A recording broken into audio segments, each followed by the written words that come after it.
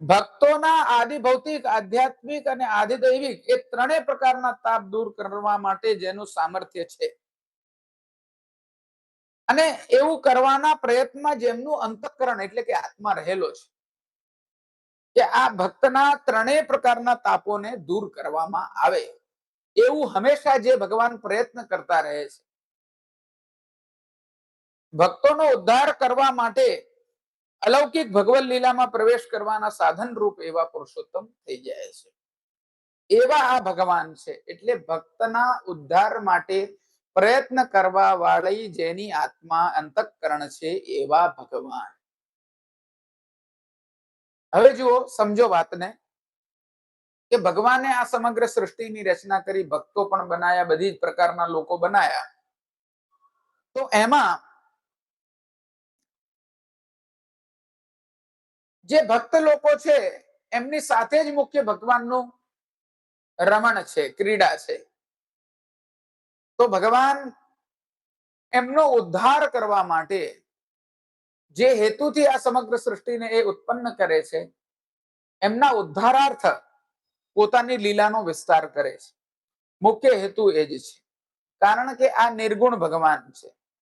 એ કોઈ બાહ્ય દેખાવ વાળા કાર્યો કરવા માટે કે પોતાના ઐશ્વર્યાદિક ગુણો બતાડવા માટે સૃષ્ટિનો વિસ્તાર નથી કરતા. આપણે જોયું એમ નિત્ય લીલા વિનોદ કૃત પહેલા નામ આવ્યું ને કે આ તો નિત્ય લીલાઓ અલગ અલગ પ્રકારની એમના માટે વિનોદ છે, રમત છે, ક્રીડા છે, રમણ છે. તો અહીંયા એમના માટે તો પોતાના ભક્તો જે છે એમનું ઉદ્ધરણ કરવું એ જ એમના માટે આનંદનો વિષય છે અને એ જ પ્રયત્ન એ હંમેશા કરતા રહે છે. જીવને જંજાળમાં નાખે અને પછી એમાંથી એને કાઢે, આ પ્રકારની રમત આ ભગવાન કરતા રહે છે. જેવી રીતે એની અંદર કોઈ હેતુ નથી હોતો વૈષ્ણવ. જેવી રીતે કોઈ નાનું બાળક હોય, દરિયા કાંઠે રમવા ગયું હોય તો પહેલા મકાન બનાવે, ત્યાં માટીથી મોટો મહેલ બનાવે, મજા આવે એને, પછી એ પોતે લાત મારીને એને તોડી નાખે, એમાં એને મજા આવે. રમણ છે એનું, ક્રીડા છે એની. એ રીતનો જ આ ક્રમ બધો જે છે તે ભગવાનનો છે. ભક્તોને પરીક્ષામાં નાખે અને પછી એમાંથી એનો ઉદ્ધાર કરે, એટલે ભક્તોદ્ધાર પ્રયત્ન. એમના પ્રાગટ્યનો કોઈ બીજો હેતુ નથી. એટલે એ ભક્તોએ જાણવા યોગ્ય છે આ ભગવાન, એમનું આરાધન કરવા યોગ્ય છે, ભક્તિ કરવા યોગ્ય છે. એટલે વેદ્યમ, વેદ્યમ એટલે કે જાણવા યોગ્ય, વાસ્તવમાં જાણવા યોગ્ય. અહીંયા જે વાસ્તવમાં જાણવા યોગ્ય વસ્તુ છે એ આ ભક્તોદ્ધાર પ્રયત્નાત્મા ભગવાન છે. એટલે આને જોડ્યું ધર્મ પ્રોજિત કૈતવોત્ર પરમો નિર્મત્સરાણામ સતામ વેદ્યમ વાસ્તવમ અત્ર વસ્તુ શિવદમ. શિવદમ આગળ આવશે. જાણવા યોગ્ય વસ્તુ જે છે તે આ છે. એટલે એની સંગતિ, અર્થ સંગતિ આ નામ સાથે કરવામાં આવી. બરાબર. હવે આગળ જગત કરતા. જગત કરતાનો અર્થ છે કે સ્થાવર જંગમ, આ જગત જે કંઈ પણ આપણને દેખાય છે એની રચના કરનાર પણ બીજું કોઈ નહીં પણ આ ભગવાન છે.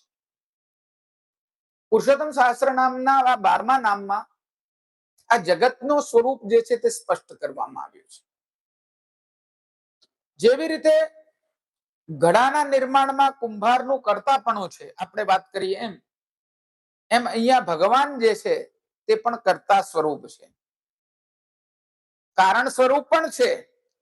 કેમ કે માટી બી એ છે, પાણી બી એ છે. આપણે વાત કરી કરણ તરીકે એ માયાનો પ્રયોગ કરે છે, કિંતુ કર્તા એટલે કે કરનાર, રચનાર કુંભાર ના હોય તો ઘડો બને? તો અહીંયા આ ભગવાન પણ જે છે તે રચના કરનાર છે. આ ભગવાન પોતાના આશ્રયથી સંપૂર્ણ જગતને રચે છે અને ઈશ્વર સિવાય બીજું કોઈ પદાર્થ અસ્તિત્વમાં ન હોવાથી પોતે જ પોતાનું સ્વરૂપ થાય છે. આ કુંભાર એવો છે કે ક્યાંકથી કુંભાર આવ્યો, ક્યાંકથી માટી આવી, એવું નથી. આ પોતે જ કુંભાર રૂપ થાય છે, પોતે જ સર્વમય થાય છે અને પોતે જ આ સૃષ્ટિને રચે છે. એટલે આ જગત રૂપ જે આપણે જે કોઈ પણ વ્યવસ્થા જોઈ રહ્યા છીએ તે ભગવદ પ્રપંચ છે. પ્રપંચનો અર્થ છે બાહ્ય દેખાવ. આજકાલ પ્રપંચ શબ્દનો અર્થ આપણે અલગ કરીએ છીએ. કોઈ નાટક કરતું હોય કે કોઈ કંઈક કરતું હોય કે ક્લેશબાજી થતી હોય તો કે આ તો કે પ્રપંચ કરે છે ખોટું, એવું નથી કહેતા આપણે? હા કે ના? એમાં બધાની હા પડી, આમાં રસ પડ્યો બધાને. પ્રપંચનો અર્થ છે બાહ્ય દેખાવ, બહારનો દેખાવ. અને આ ભગવાનનો બાહ્ય દેખાવ, આ સર્વમ ખલુ ઇદમ બ્રહ્મ, આ જગત જે છે તે ભગવાનનો બાહ્ય દેખાવ છે, એ મિથ્યા નથી. શંકરાચાર્યજી એમ કહે છે કે બ્રહ્મ સત્ય, જગત મિથ્યા. એ જગતને મિથ્યા ગણે છે, માયા ગણે છે, પરંતુ આપણે જગતને સત્ય ગણીએ છીએ ભગવાનનું પ્રપંચ હોવાના કારણે, ભગવાનનો બાહ્ય દેખાવ હોવાના કારણે, ભગવાનનું જ સ્વરૂપ હોવાના કારણે. બ્રહ્મ સત્ય છે તો ભગવાનનું સ્વરૂપ સત્ય છે, તો ભગવાનના જ સ્વરૂપને, ભગવાનના જ કાર્યને આપણે મિથ્યા કેવી રીતે ગણી શકીએ? એવા તર્ક સાથે આપણે ભગવાનના સ્વરૂપને, આ જગતને મિથ્યા નથી ગણતા, પરંતુ એમના જ સ્વરૂપ તરીકે જોઈએ છીએ. એટલે આ જગતમાં જે કોઈ પણ પદાર્થ દેખાય છે એ બધું ભગવાનનું જ સ્વરૂપ છે. સર્વૈ સર્વમિદં જગત, વચનો છે શ્રુતિના, અલગ અલગ શાસ્ત્રોના. સર્વમ ખલ્વિદમ બ્રહ્મ, સર્વ જે છે તે ભગવાનનું જ સ્વરૂપ છે. જો બ્રહ્મ છે તો મિથ્યા કેવી રીતે છે?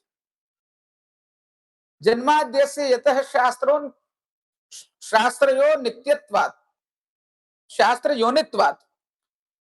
આ બ્રહ્મસૂત્ર આવી ગયું કે આ જન્મ, આ જગત ઇત્યાદિનો અખિલનો કારણ રૂપ જે છે, ઉત્પત્તિ સ્થિતિ લય, એ ભગવાનથી જ થાય છે.